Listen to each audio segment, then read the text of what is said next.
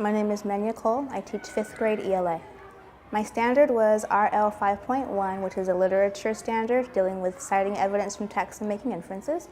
And my objective was I can make an inference using relevant evidence from the text to support my inference. So we've gone over inferences before. It's been over 4 weeks since we actually had a complete lesson on inferencing, and that was not a review lesson. And in looking at the data from the common assessment, I realized that 5th grade wide, no matter what their reading level was, they had some trouble with actually finding relevant evidence to support their inference. So they were strong on making a correct inference, but finding the evidence to support it or being able to be metacognitive about how they found that evidence was hard for them. So I decided to do this lesson today and have a mini lesson again on what an inference was, just to make sure that we set the groundwork with that, and then make small groups to go over how to find relevant evidence to make an inference. I put the kids in 3 groups, and for the sake of this lesson, because it was a problem across all of 5th grade, I put them in groups according to their reading level. So I had my lower readers in my A group, my on-level readers in my B group, and my above-level readers in my C group. I would have an assignment for them to work on with me with modeling that was at a level that they would be able to understand the text. With the group that was in the partner practice, they were working with partners without support from me, with very, very clear step-by-step directions, using a text that was at their level. So for example, my above-level group was doing a 6th grade text instead of a 5th grade text. And then when the kids were on Waggle, which is a computer-based program, I assigned them an assignment that had them practice making inferences. I announced the groups to the kids, and I always remind them that it's not about who your friend is, it's about how I group you. And so they were able to understand where they had to be and go in class, because I have to make sure in planning that my timing is tight so that we can actually get through the rotations. But that's the process I use to make the actual lesson.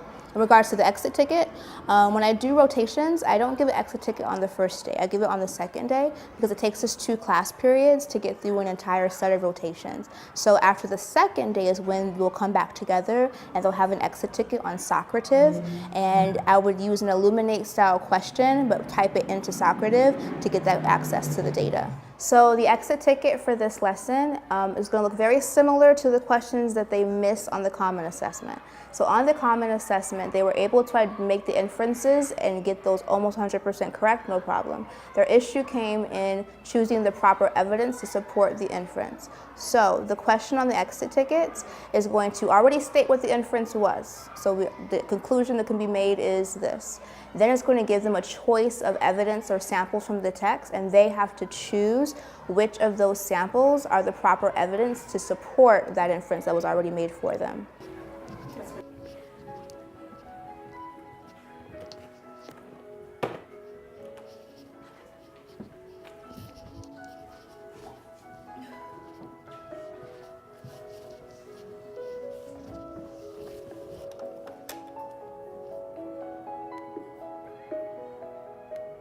You're transitioning in about 30 seconds.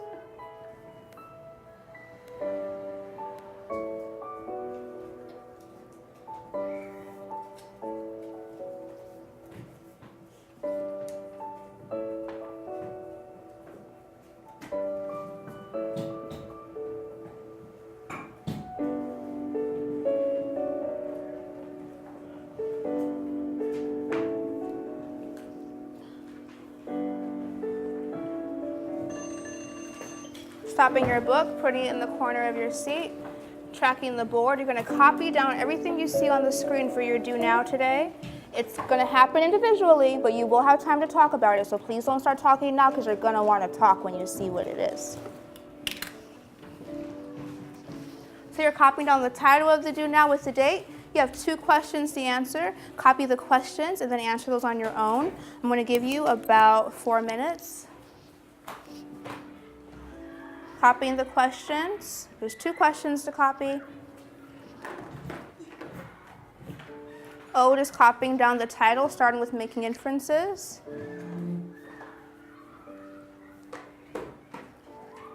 Treasure also copied down the title on her do not page before she answered the questions. It's a silly question, I know. You have about 3.5 minutes. Answer with complete honesty, but you better not say I'm 60.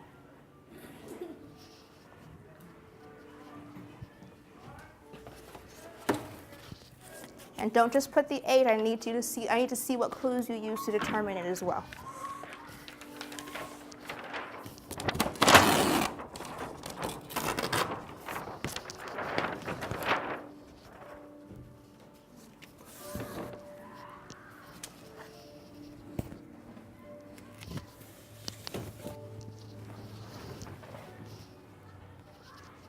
You have about 3 minutes remaining to write your answer in complete sentences with the clues. When I ring my chime, that's going to give you time to talk with a neighbor.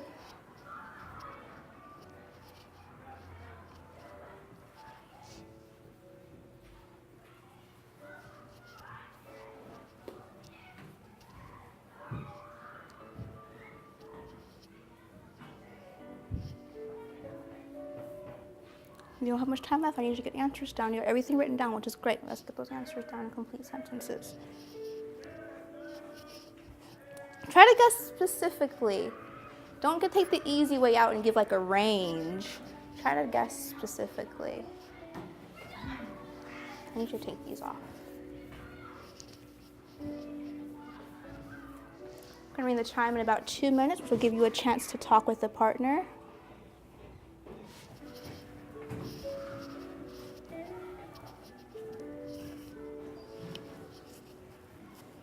I see that Jayla used the words "I infer" when she started off her sentence for the first question. I'm going to ring the chime in about 1.5 minutes, but I'm going to ring it sooner if I see you all are finishing up a little faster than I gave you time for. That's the trickier part, right? The clues. But that's the part I really want to see.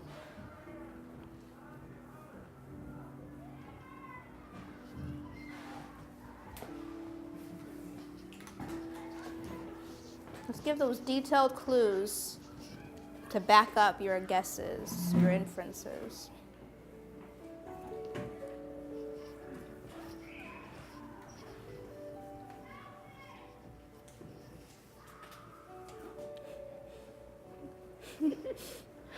Someone in my last class said that too, actually.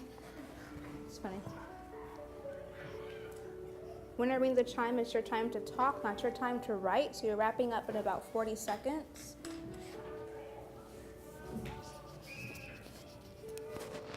Even though Akil is finished because his answers are in complete sentence and he's reading his dear book as he waits, you have about 30 more seconds.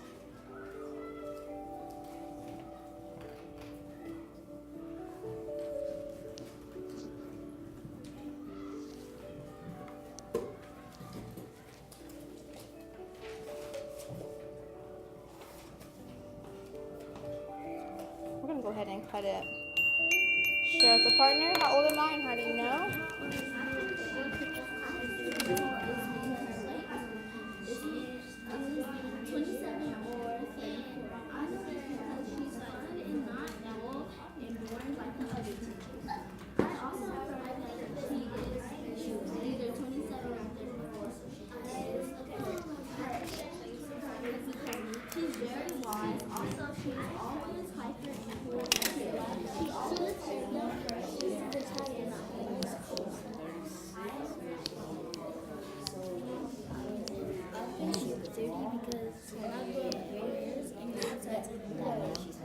Someone in my last class said that too.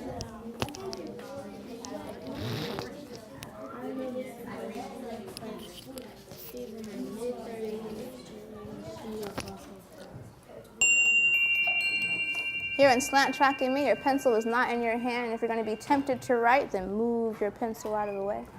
I'm going to allow a few scholars to share. When you share, you need to give us the age and tell the clues you use to determine it. Now here's the thing. If someone guessed an age that's like ridiculously high, that's okay, that's their guess. You don't have to snicker and giggle at it. If someone guesses an age that you think is way too low, it's okay, that's their guess. You don't have to laugh at that. If someone guessed the same age that you guess, okay, great. You don't have to overreact and say, yeah, me too. We don't do all that, right? So if you want to share how old you think I am, raise your hand. Christian, you go first. Tracking Christian, she's right here. I infer that she is 29 years old because how old she looks, and how young she looks, and how you are so nice and sweet and not old like a grandma. I'm not old like a grandmom. Thank you for that. Pick someone else to share. In 3, 2, 1. Tracking Camille, she's right here. I think Miss Cole is 27 or 34. I know this because she's fun and not dull and boring like the other teachers. I also heard that she is 27 or 34 is her age because she's very wise. Also, she's always hyper and cool and chill. She also has no gray hair and she looks very young.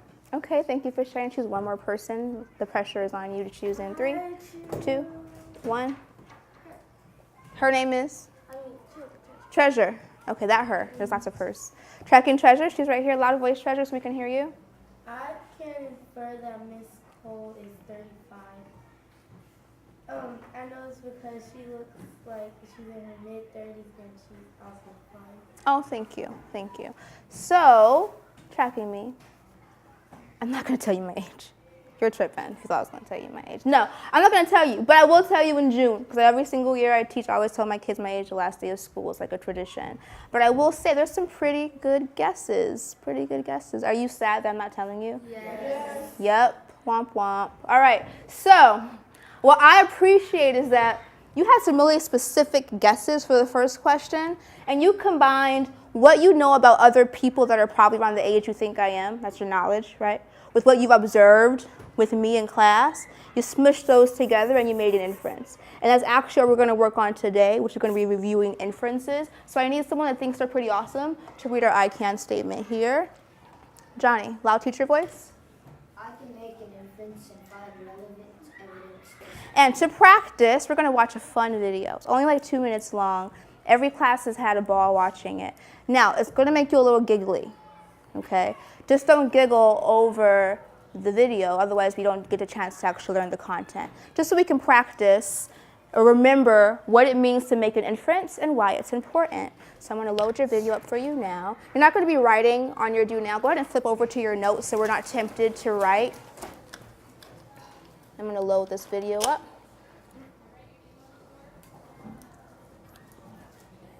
And as long as you're not giggly beyond the video, you can giggle. All right. Day? How was my day? How dare you ask me that? Well, all right. Since you asked, I'll tell you how my day was. First, the car broke down on my way home from work. And then, when I eventually get home, I find out the dog has run away. Finally, my husband tells me he's lost his job. I am so very, very unhappy. Kat, where'd you get that line? What line? The line about being unhappy. That's not in the script. It's not? Roll that back. See here? Car broke down. Dog ran away. Husband lost his job. See? Nothing about being unhappy. Well, I made an inference that she was unhappy. An inference? What's that? I read the text and thought about what I know, and so I made an inference that the character is unhappy. See, we know her car broke down, and that's always a hassle. Then her dog ran away, and that's really sad. Finally, her husband lost his job, which is always bad news. So I added these things up and made an inference that she must be pretty unhappy. Inference, huh? I like it. Okay, we'll keep it. Everyone, let's do it again with the inference in this time. So inferencing is so cool that even professional actresses use it all the time, right? So the character in that quick little cartoon took what she knows about life and combined it with what she read in her script to make an inference. And today we're going to do some more practice with that before we break up into some think tank groups. Yes. So this looks fuzzy because I'm going to use this special light to light up our clues, okay? Before we do that, on your notes, just underneath the title, we have an equation there. Blank plus blank equals an inference. The first time we learned inferences a while ago, we said what I blank plus what I blank equals an inference. Do we remember what those two things were?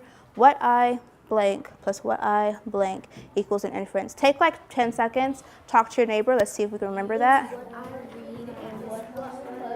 You might have actually not even been here when we did that, so we need to listen. So just listen and we'll go over it. And I need a volunteer in 5, 4, 3, 2, 1. I was quick. I didn't even count down. What? Naila? What I read and what I know. Yeah, what I read or read plus what I know. Were you thinking that? Equals the inference. Inference, yeah. So fill that in on your equation there. What I read plus what I know equals an inference. To remind ourselves what we combine to make inferences. In order to truly understand a text, especially a text at the grade level that we are now as 5th graders, we have to make inferences all the time. So you have a smiley face there that says, don't forget. Let's give ourselves some reminders of how to find inferences. So you take an educated guess. It's not a guess that you just randomly throw out. It's like a smart guess, like a scholarly guess. So you take what you know and make an educated guess. You're filling in your lines there, and you have permission to peek at your partner's paper to make sure they filled it in correctly. Nothing should be misspelled because it's on the board modeled for you. You use clues to come to your own conclusion. If we remember here on our inference words poster, conclusion is one of the words that means inference. So if you make a conclusion using clues, you've essentially made an inference. And good readers are detectives. We're always looking out for clues to help them better understand stories. And the first time we talked about inferences, we actually used the detective characters and all that stuff. Oh yeah, remember that? So although we've talked about this before, when I looked at the common assessment, I thought this would be good to review it again, which is why we're going to go over it today. We're just going to go over it a little bit differently than usual, that's all. So, how do good or great readers make inferences? They use word and text clues. Go ahead and put a box around the word clues. They use word and text clues, which is basically the evidence. They use picture clues. If there's any kind of illustration provided with the story, that'll give you a clue. They use picture clues. Put a box around the word clue there too. They determine the meaning of unknown words. The same thing. They determine the meaning, which means define, of unknown words. If we don't know a word in a text and we're annotating that text, what do we do to that word? Say it out loud. Circle. Say it out loud. Circle. So let's circle unknown words.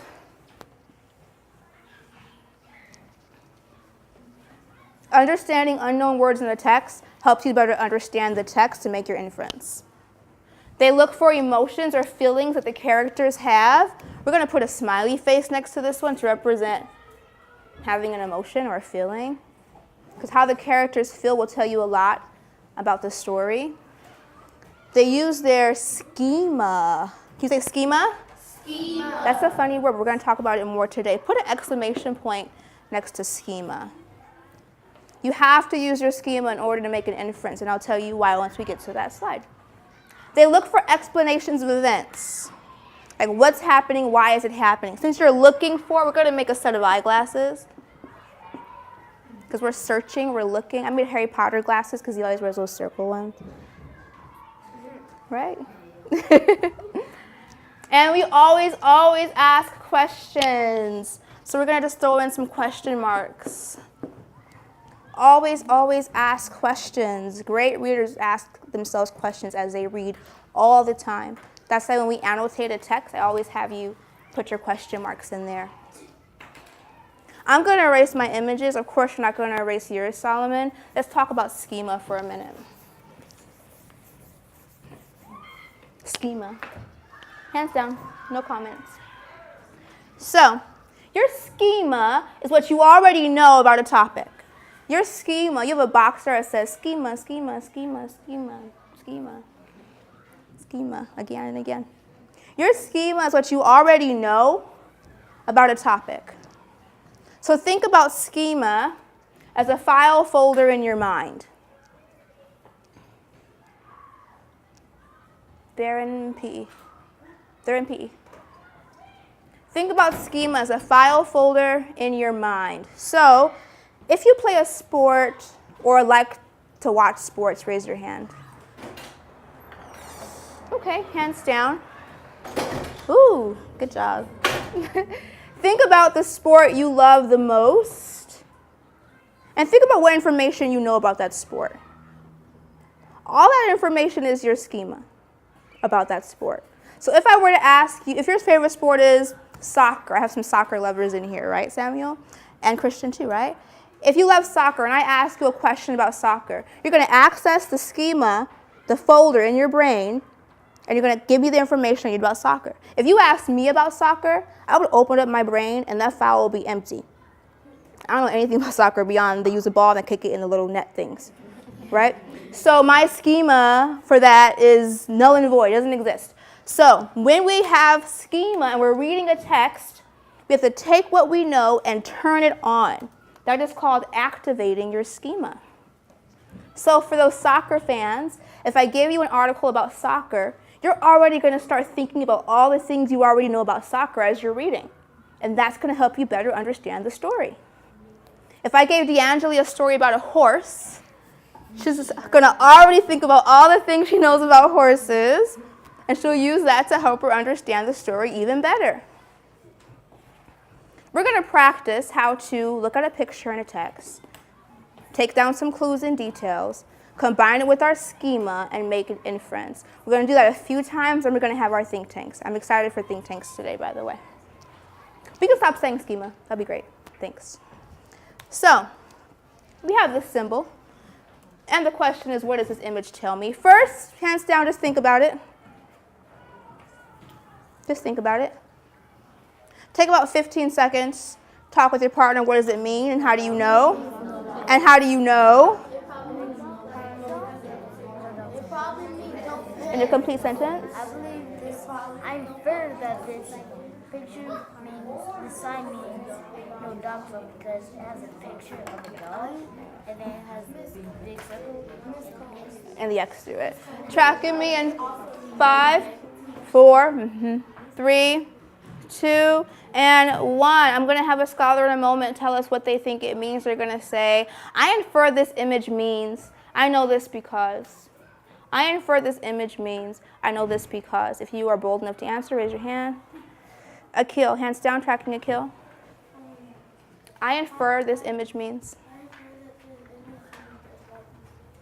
No dogs around this area because I see like a sign that's crossing out like a picture of a dog, and so that sign means like something's gonna go, and then the dog is out there and it's getting crossed out. So I know that there are no dogs around this particular area. Great. So we know this symbol with the red and the X means nothing or something, or you can't do something. And this dog here obviously is telling us what we can't have. It could also mean no pets allowed. Someone asked about that. That's fine as well. Hands down, we answered the question. And you answered these questions too. All right, we're going to try again with the one that's a little bit trickier. I'm going to read this aloud to you and explain the picture before you chat about it, okay? So in this picture, we have a kitchen. We have a mom with a scowl, so she looks upset, a scowl on her face with the jar that says cookies, okay? We have the son who looks like, I don't know, right? He has a bunch of crumbs underneath here, okay? And this is what it says. And the darn ants kept carrying them away, crumb by crumb, until they were all gone. That's my opinion. So with a partner, you're going to discuss what's probably happening here, and how do you know? Go.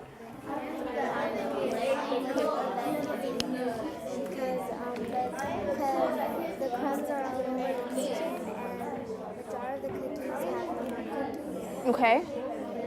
What do you think?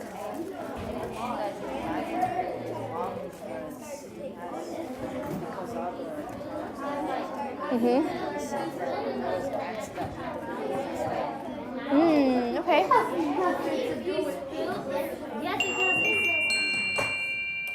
Thank you for being in Slant so quickly, Cameron. Thank you, Samuel. Thank you, Christian, with the bonus smile. All right, I'm going to actually ask Ode. Do you mind sharing aloud, Ode? Okay, so I'm going to have Ode explain what he thinks is happening in the picture. We're going to listen intently. Ode's right here. He sits in the middle. He has a blue sweatshirt on. Ode. A little louder, Ode. I because the crumbs are around him, and he said that the ants ate it and he was the one that ate it. Do we agree that we think he's lying to his mom? Okay. And so one of the pieces of evidence that Ode uses was the crumbs around him. That's some evidence from the picture. What's something we know about life? What's something we know if we activate our schema that can also help us know that he is lying to his mom? Ode, pick someone that will add to your answer. In 3, 2, Johnny. So what's something we know about life that we can also help us understand that he's lying? So we use clues in the picture that there's crumbs. Okay. Is there anything else that's actually not pictured, but we would know, excuse me, that he's lying? Well, I could tell that he's lying because usually what I know that when somebody makes their own opinion about writing like something that you doubt is going to happen, like ants carrying away cookies that are not that big. Mm-hmm. But like you could tell he's lying because the crumbs are all over him. He ate them. And that's still evidence from the picture. But I want to push you to think about what do we know about life outside of the picture? What do we know about ants, for example, that might help us understand that he's lying? I would love to choose you, but you're not sitting correctly. Andrew. That it would take many months for the ants to take the cookies crumb by crumb. Yeah, I mean, you've probably had ants sometime in your life. You've seen ants. I personally have never seen an ant go up to a cookie, bite a piece, take it to the colony, come back up, bite another piece, take it to the colony. I think that it would take a long time, right? So that's from my schema, from the knowledge, hands down, that I have about ants, and taking what I have with the picture to determine he is telling a big fat lie. And I hope he got in trouble for it, too.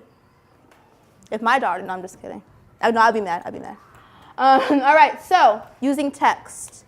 First, you're going to read the story to yourself. Then we're going to choose someone that's pretty awesome to read the story aloud. And we're going to decide what kind of inference can we make. So read it to yourself first.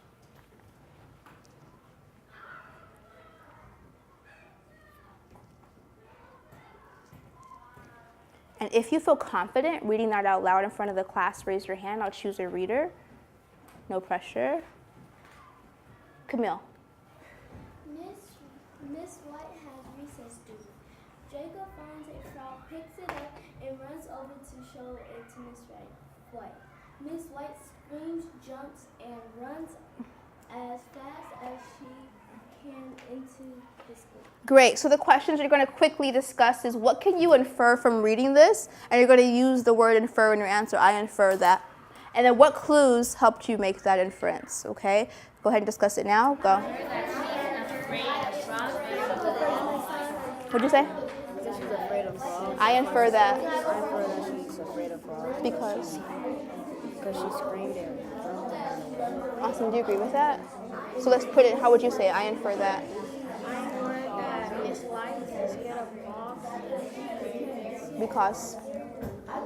because she screamed and jumped when the kids saw the frog. Awesome. Because she's afraid. You inferred that Miss White works at the school. It doesn't say Miss White works at the school and she has recess. It didn't say that, but you made the inference. You inferred that Jacob is a student there. It didn't say that, but you made an inference. But the biggest inference was what Justin said, was that Miss White is most likely afraid of frogs. And we know this because she ran into the school building quickly. Okay? So what's going to happen now, sitting correctly, tracking me, thank you, Treasure, is we're going to have some think tanks. Okay? And we're going to work on how we use the details or the clues to support our inference, because that's the area we really need to push, okay? With our groups, the A group, and some of the names are a little bit different, so don't just assume you're in a certain group, all right? The A group has me first. So when we transition, Akil, the A group is going to be over here with me. They're going to sit here, and they're welcome to sit in the stools as well. The C group will be partner practice first. That's going to be Johnny's table and Solomon's table, same locations as always, okay? The B group is going to wiggle waggle, and they're going to wiggle waggle over here in this row. There's computers at each seat, all right? And we haven't been able to do 2 rotations. We've only done 1 because of our mini lesson, but if we're ambitious, maybe we can get to 2. We'll see how that goes, okay? So A is with me first, C is with partners, B is wiggle waggling. I'm going to tell you who you're in a group with. Remember, I don't make these groups based on who your friend is. I don't care who your friend is. I make the groups based on what I want you to work on and with whom, okay? So A, today, A's are Justin, Cameron, Jalen, Itzel, Naila, and Treasure. B, wiggle waggle, Andrew, Samuel, Camille, Christian, Solomon. And C, Naima, Johnny, Ode, Akil, D'Angeli, and Jayla, okay? Justin, I'm going to give you your group's papers, so once they sit down, you're going to pass them out to each scholar and ensure they have their heading on them. B, you already you're good. You don't need my support. You just log on without asking me or talking to me about anything, okay? And C, Naima, I'm going to give you your group's papers, and you're going to ensure that each scholar has a paper and they have their heading. You won't need my support to start. Just follow directions and start, okay? And I'll come by and check in on you. What questions do you have? Yes, dear? What's the name for the B group? The computer.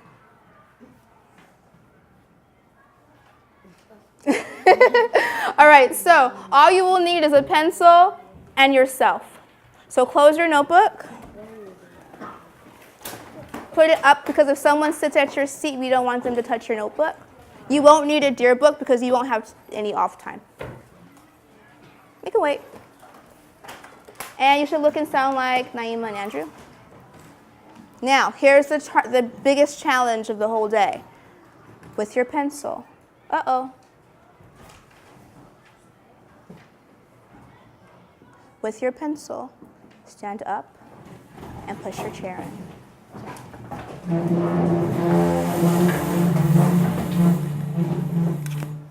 When you hear our transition music, you will ease on down to your group.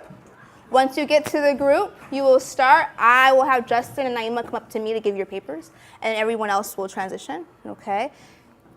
The only conversation you might have is like, oh, excuse me, or oh, excuse me. Other than that, we're not talking, okay? Are we good? Let's see how we do.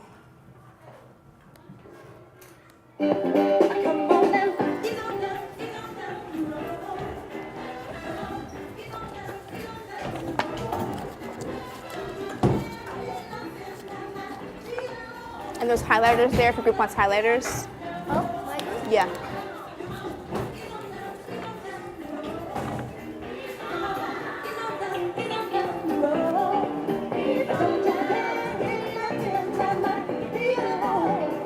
Last 2 for C. Last 2. Christian, you're B. You're over here.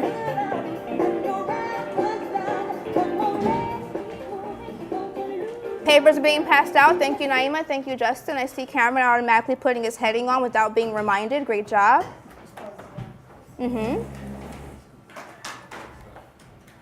Those of you on computers, great job at logging on right away. We're catching up, Samuel. I'll give us some nice peaceful thinking music as we work today. Jalen Stallworth, I need you seated in that chair and that heading on the paper. I can't see your hand. Yes.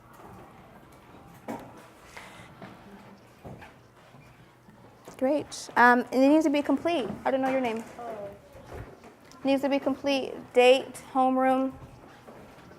Complete headings as well, Group C.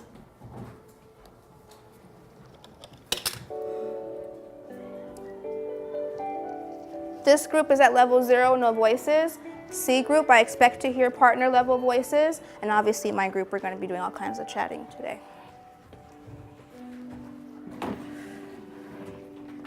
Justin, can you grab that highlighter box from the boys? Grab one and then pass it on.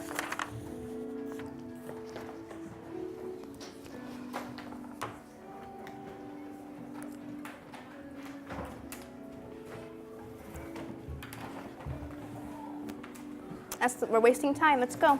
Let's go. Let's go. Thank you. Get what you get and don't throw a fit. Thanks. Oh, Great job of being so quick. No time wasted with Itza. Okay, so tracking me. Thank you for your eyes. She did like another extra do now. The do now is on the PowerPoint. You mean notes? Yeah. Here, just take this one. Okay, so as I talked about before we split up, that the main push right now for us as fifth graders is how do we find good evidence to support our inference? Because I feel confident in your abilities to make the inferences, but it's about how do you get the proper evidence to support it. So when we peel it and we have evidence in our peel, we make sure it's a strong answer, right? So we're gonna practice first with an easy peasy one, okay? Then we're gonna step it up, all right? So this is the front of your paper here. It looks like this. I'm going to read this top part to you just to remind ourselves of what an inference is, and then we're going to go into actually doing the work, okay? So, you make inferences every day. Track your page. For example, suppose you tell a joke to your family. They look at you in confusion and shrug their shoulders. You make an inference or educated guess that they didn't get the joke. To make this inference, you use clues or details such as the look of confusion and shrugged shoulders. You also use your background knowledge, which is our schema, knowing that some people don't have the same sense of humor as you do. So if I told a really bad joke and no one laughed, they don't have to tell me it was a bad joke. I just know automatically because they didn't laugh at it, right? Okay, so we're gonna practice with this like cartoon panel here. We're gonna figure out what's going on in the minds of the characters in this cartoon. First, just look at the cartoon. Look at panel 1, 2, and 3, read the text in it, and just look at it. When you're finished looking at the cartoon, just track me. Nayla's finished, Justin's finished. Great. So we're gonna figure out, waiting for Treasure to finish looking at you're finished? Jalen, waiting for you to finish? Great. We're gonna try to figure out what the characters are thinking in this cartoon, and ultimately I want us to figure out how does his recipe taste? Okay, so we have a chart, looks like this on your paper here. And the first thing we want to do is take details from the cartoon, and these details go in order. So the first panel, she says, what's cooking, right? So the first detail is the man is cooking. He's the main character here. Second panel, the man offers a sample. Third panel, after trying the food, the woman what? So after trying the food, what does the woman do? She doesn't say anything, but what does she do? What does she do, Treasure? She looks like she has it's maybe I don't know how to say. How can we, so I think she looks like she has a what? Like a look on her face that makes her maybe saying that the recipe is not good. Okay, how can we condense that? After trying the food, the woman, what? How can we take your answer and make it smaller? Can you pick someone to support you so we can kind of narrow down your answer? Nyla, and the woman what?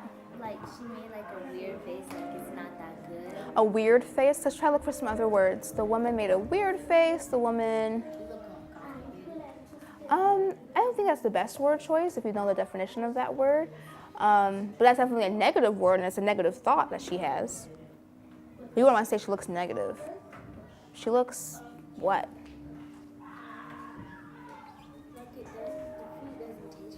What kind of face do you make when the food doesn't taste good? A bad face, or a disgusted face. We can do disgusted. Yeah, it's still negative. It's negative, but it's a higher level vocabulary word, right? Do you understand what disgusted means, Jalen? If someone looks disgusted, what does that mean? Okay, so let's use that. After trying the food, the woman looks disgusted. Not disgusting, disgusted.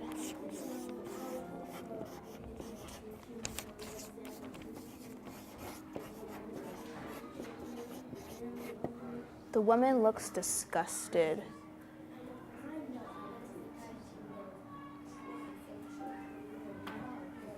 So that's just our details from the actual cartoon. Now we have to get into some information that we know from our schema, okay? So one thing I know is that a person's face shows their emotion. When we talked about our PowerPoint, we made a smiley face because one of the things we look for is emotions of the characters. I also know the woman's face looks disgusted, which means what?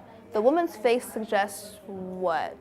How was she feeling? By looking at her face, how was the woman probably feeling? Let's give us all a minute to look at it and think about it. Looking at her face in that third panel, she probably felt what? So what are you thinking?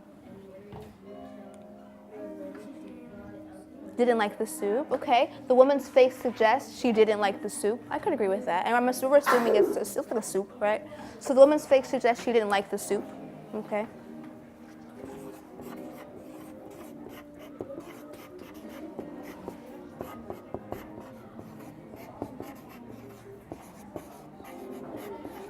So even though it doesn't say I don't like this, because I know the face that people make when they don't like something, I can infer that she probably didn't like it.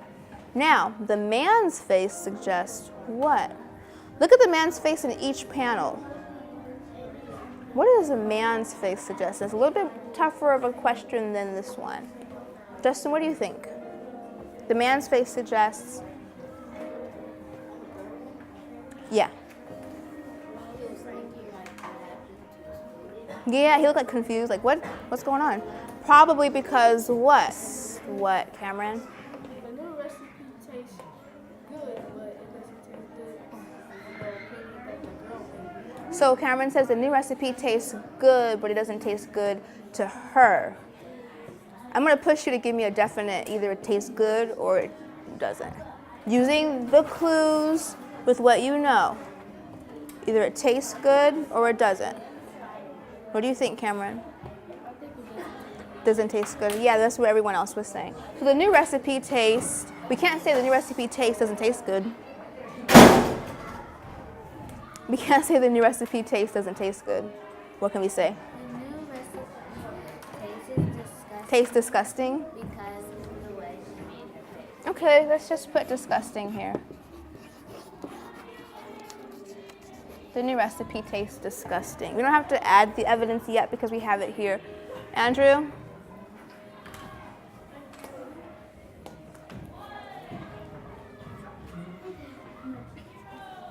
Once you have that, your pencils are down, you're tracking me, because we're going to step it up a notch.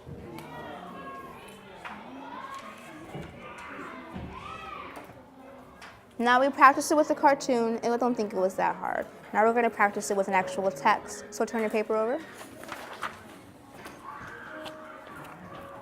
And we're going to read an excerpt of a story here. An excerpt means a part, okay? And it's titled Sir Gawain and the Green Knight, all right? And there's a question we're going to answer at the end. I'm going to actually have you highlight that question so that we know what our goal is. So down here it says, explore how to answer this question. Why is Sir Gawain so quick to protect King Arthur? Highlight that question. Highlight that question. Highlight this question. Highlight this question.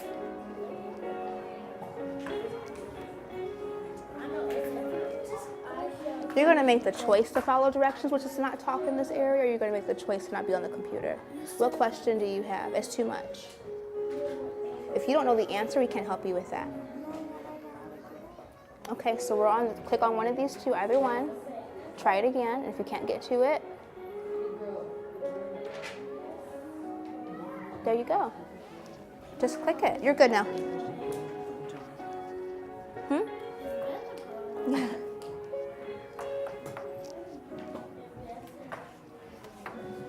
Okay, thank you for your patience. So, the question ultimately that we're going to answer, Justin, is why is Sir Gawain so quick to protect King Arthur? These are two characters in this story. We have to figure out why Sir Gawain wants to protect the king, okay? I'm going to read it out loud. As I read it out loud, you're going to highlight anything that you think is a clue to help you understand why he wants to protect the king. So have your highlighter ready.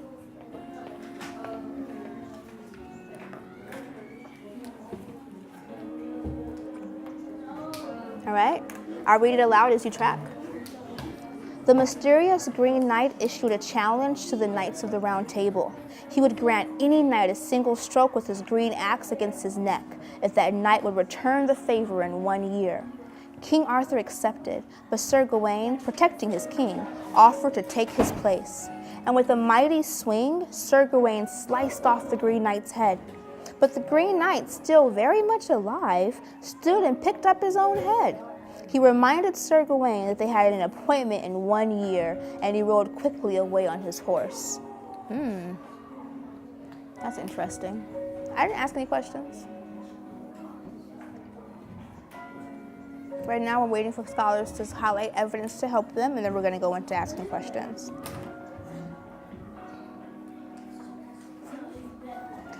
So, the author does not say why Sir Gawain wanted to protect the king, but we can probably figure that out, okay?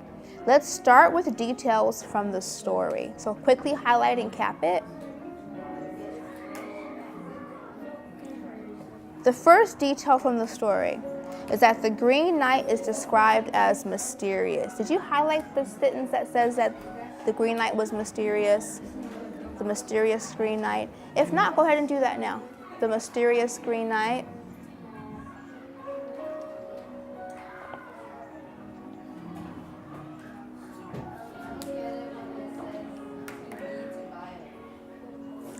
You have a partner.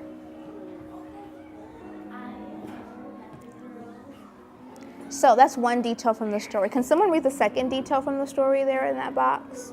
The first detail that the Green Knight is described as mysterious. What's the second detail there? Jalen Starwick, what's the second detail?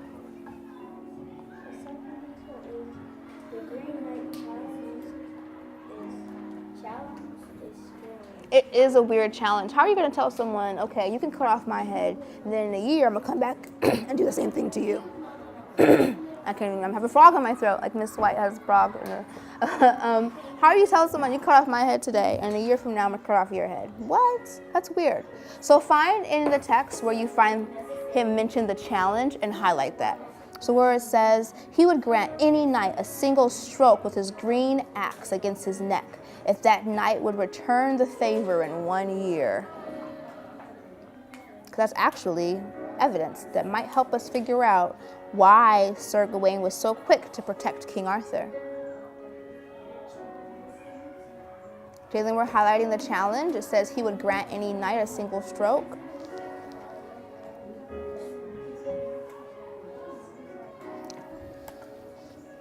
Now, let's take what we already know about life, our schema.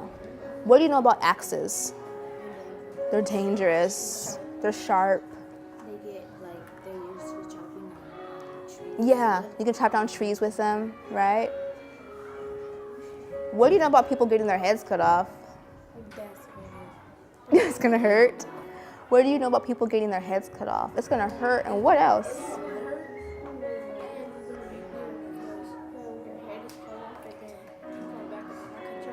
I'm not asking about that. I'm asking just about people's head getting cut off, activating your schema. What do you know? It might not even hurt, and the reason why it might not hurt is why, Justin? Instantly, right? It probably wouldn't even hurt. You just, one day you're standing up, next day you're with Jesus. That's it, it's over, right? So, what we know is that axes are dangerous, and we also know that a person cannot survive if their head was just chopped off. They're not coming back a year later, okay? So, taking this evidence from the story, combining what we know about axes and getting your head cut off, let's think about why was Sir Gawain so quick to protect King Arthur? Why was he so quick to protect King Arthur? What do you think? This is a tough question. It's a tough question. What do you think? Justin, what do you think? So King Arthur wouldn't get his head cut off later? What do you think?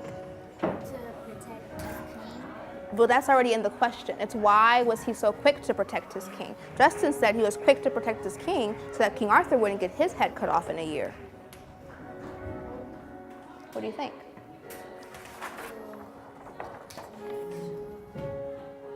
If you're not sure, just think about it. Or maybe your answer is the same as Justin's and you wouldn't have anything to share. That's okay. Cameron, what do you think?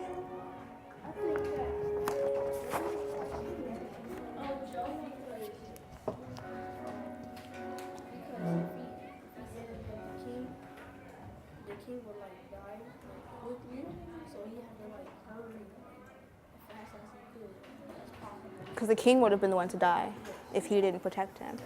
So, yes, Jalen. If the king would have died, all of the servants wouldn't obey. The king's servants have to obey the king, but if the king is gone, they have to switch to the enemies. Possibly. It doesn't say that, but we could possibly infer that. Could read more about the story. So it seems like Sir Gawain itself protected the king so the king wouldn't die, right? That means that Sir Gawain had to know something about the Green Knight that the king didn't know. Was the Green Knight a normal knight? Why? How do you know he's not normal? What about him makes him abnormal, which means not normal? How do we know he's not normal? The Green Knight, he got his head cut off, and then he picked it up, and he started talking. How do we know he's not normal? Itzel?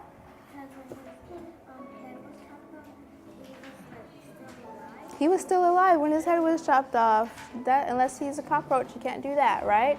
So, combining the fact that the king would have died if he would have done that, because Sir Gawain obviously has some magical, mystical powers and can survive having his head chopped off. Let's actually use that information to create our inference about why Sir Gawain was so quick to protect his king. So, the first thing we're going to write in our inference box is we're going to restate part of the question.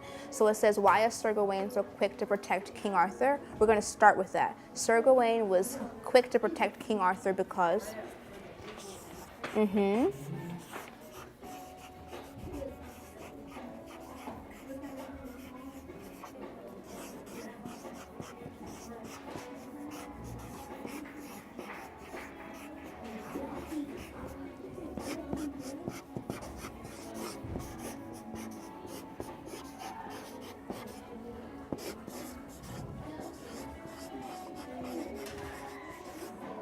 Sir Gawain was quick to protect King Arthur because, and what can we use from the text to tell us why Sir Gawain was so quick to protect King Arthur? What happened that tells us why he wanted to do that?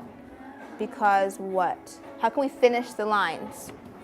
Sir Gawain was quick to protect King Arthur because, Justin?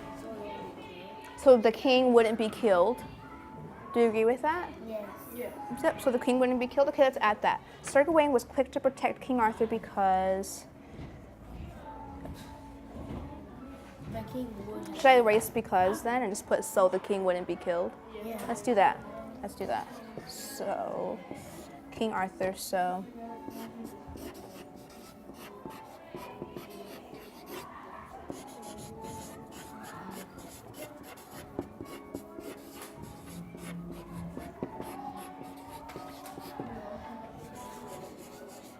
So the king wouldn't be killed. I want to add one more sentence to this. He knew what? What does Sir Gawain know? He knew what? If your bottom's not in your seat, change that. So very quickly, what do good readers do in order to make an inference? What are some things that good readers do to make an inference? They do what? We're not fidgeting with our jackets and things, we're just focused. Christian, tracking Christian, she's right there. Good readers. Good readers, they read and they use their brain to know. They read and use their brain to know. What do you mean by that? So, To know what? We're talking about inferencing. like, What are some of the steps? When we made our symbols on the board with circling and making squares, and what are something that good readers do? okay, some use question marks and they do. I just want one. Yeah, I just want one. Give me two. Awesome. They put down question marks because they're asking themselves questions and they figure out emotions of characters. Pick one more person. Cameron.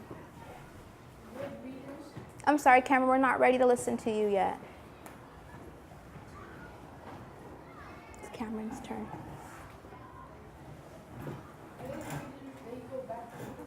After teaching the lesson, general reflections would be, they still remember what an inference is. That was good to know so that I knew that I could kind of skip through my mini lesson pretty quickly because they felt pretty good about what's an inference and how I find an inference. I did notice that explaining how do you know was the tricky part, and that was automatically something that was apparent to me during the mini lesson. So I knew I needed to push that with my small group when they were working with me. And that was still tough with my small group when we're working through the text, because it was pretty tricky for them to figure out, okay, how do you know that this is what's happening to the character? But they were able to determine how they knew, and we were able to write that down, so I felt good about that. I'm going to go through the above level group as well to see the work that they provide with how they knew how to support their inferences for that.